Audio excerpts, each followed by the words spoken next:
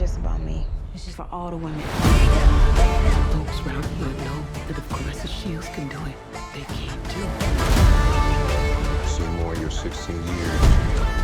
Most people seen in their entire lifetime. I want you to take that fire inside of you and turn it into something good. Hey, yo, you represent out there. Show 'em how we do it in Flint.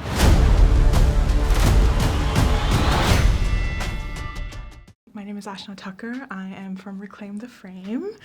Lovely to meet you both. Nice to meet you.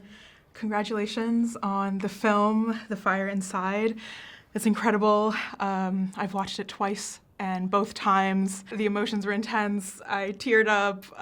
It was incredible, so congratulations. That's great to hear. Thank you. Yeah, so I want to start with talking about how the film came to be, how you both got involved, and was Claressa Shields involved?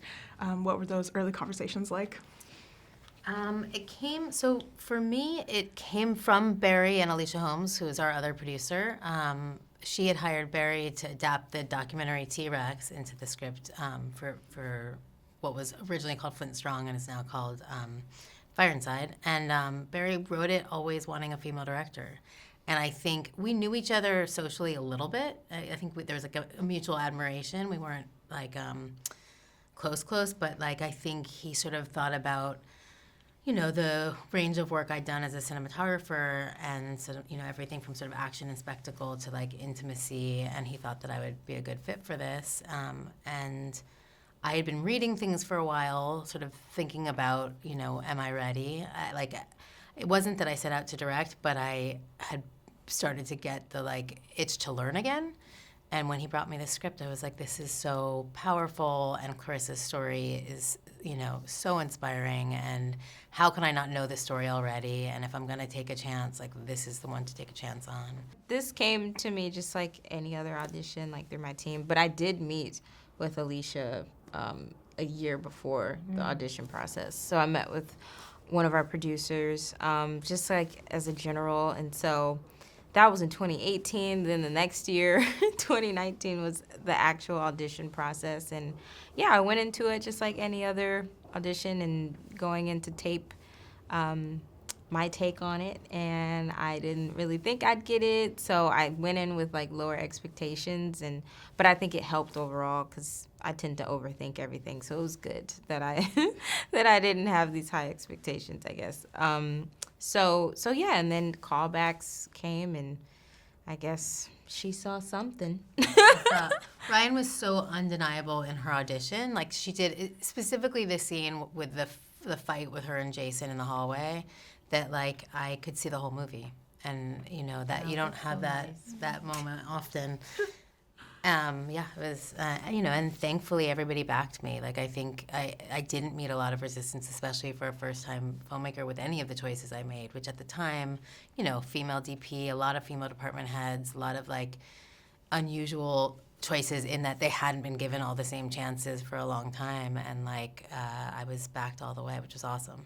And then as far as Claressa's involvement, Barry and I brought her an early draft of the script, mostly to get her sign off on the like more sensitive material, which she was fine with. Her notes were like, but I blew through everybody at the Olympics. And you're like, never like, when was the last time you saw a sports movie where you just like bulldoze everything in your path? So once we got her around the like concept of building dramatic tension, she was like, okay.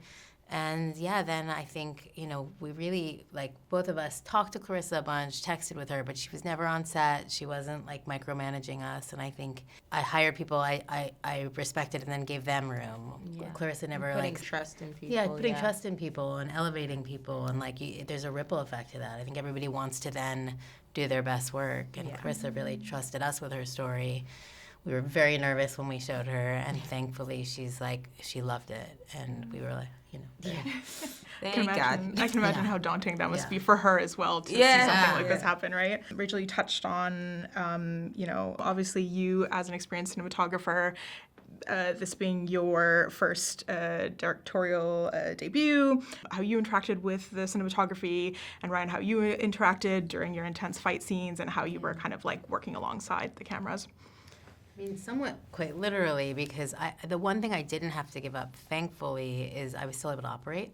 so, not obviously every scene, but like a lot of the handheld work. So I could be in the ring with Ryan and like, dancing that dance together, which is so intuitive to how I shoot and now how I direct. Like, I don't think I can ever give that part of it up.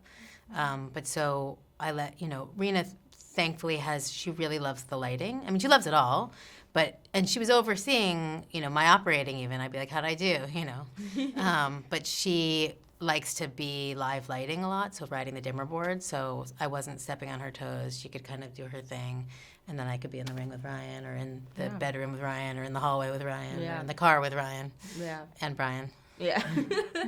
Yeah, I mean, it was such an experience for me, obviously, because I've never done anything like this project, and having to go into each fight scene, I guess, in a different way, because each of them just had their own little special things about them that, Rachel saw. So I think it was cool to, I guess, be like collaborative in a lot of those moments too, and I guess just making sure we understood the dance that had to be done was just really fun to figure out. I know it was probably really stressful for her, but it was really fun for me. It is fun too. Okay. Because it's not just how do you sell a punch, it's also what are you communicating about the emotional stakes of your actor. Yeah. And, that's why, thank God Ryan ended up doing all of her own stunts, because I never really left her face for long enough to put a stunt person in there. We weren't shooting, from a long lens a mile away. Yeah. And so, the challenge wasn't just how do we make this fight dynamic, it's also how do you communicate what it's like to be in a foreign land without your coach and still also sell the punch. And so then choreographing with both of those things in mind was cool. It was really cool anytime Rachel would put on the handheld and just start doing her thing. It was really exciting for me and for Ryan too. We would just get excited. It was so weird. She'd go from directing right into, or be directing and have the handheld on at the same time, which was really fun. Yeah, and how did you both prep for these new experiences, whether it's the research side of things or actually training in boxing, or how did you both prepare? I mean, I obviously trained with my boxing coach for months during 2020 or 2019 into 2020, and then again in 2022 when we started back up.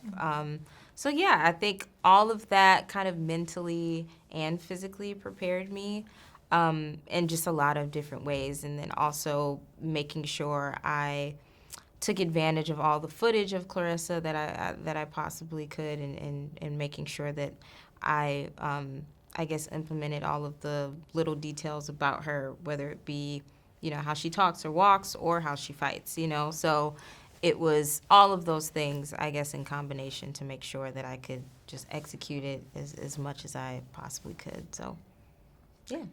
And I also started boxing just because I felt like it would be helpful, which thank God I did. Just wanting to understand kind of the mindset of being in the ring and being up against the ropes and all of the all that goes with it. And then, beyond that, I guess, really just I've been so fortunate to have so many great directors that I've worked with over the years. So knowing that I could always kind of, what do you think of this? Or I have to cut hundreds of thousands of dollars. I'm going to lose this big set piece. What is that going to mean to the story? Oh, really? What's the scene about? And then reimagining it for the most stripped down version of itself, but actually the story maybe being better off for it. So I guess leaning on the people whose work I respect, again, Barry being a great, person to have in your corner. I think the film does a really beautiful job of combining both sports and then all the kind of layered elements of Claressa's life and her family, her career, her relationships, her community, all of that. And, speaking on misogyny, and especially through the lens of a young Black child, really, at the time, not even a woman yet.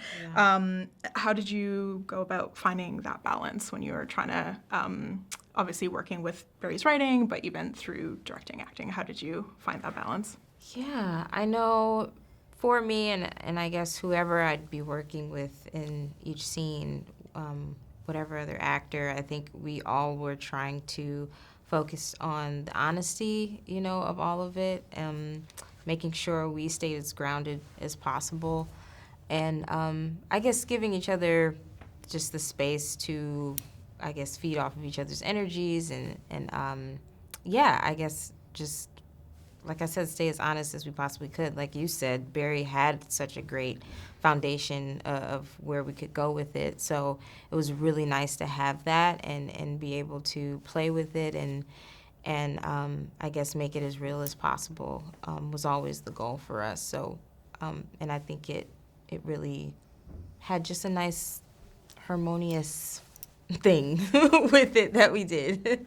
Yeah, I think similarly, like authenticity is always my North Star, and I think in this case, like the relationships are complex because that's real, right? Like even, you know, we love our parents, but we have beef with them too, and you know, in Claressa's case, like almost all of the relationships had people who were very well intentioned but also flawed but came from such a place of love, and like I think trying to really do justice to that, and I think it was exciting to not have this sort of singular tropey like this person's the villain and this person's the protagonist, and we only, you know, I think so many movies kind of fall into that because they're not based on real people.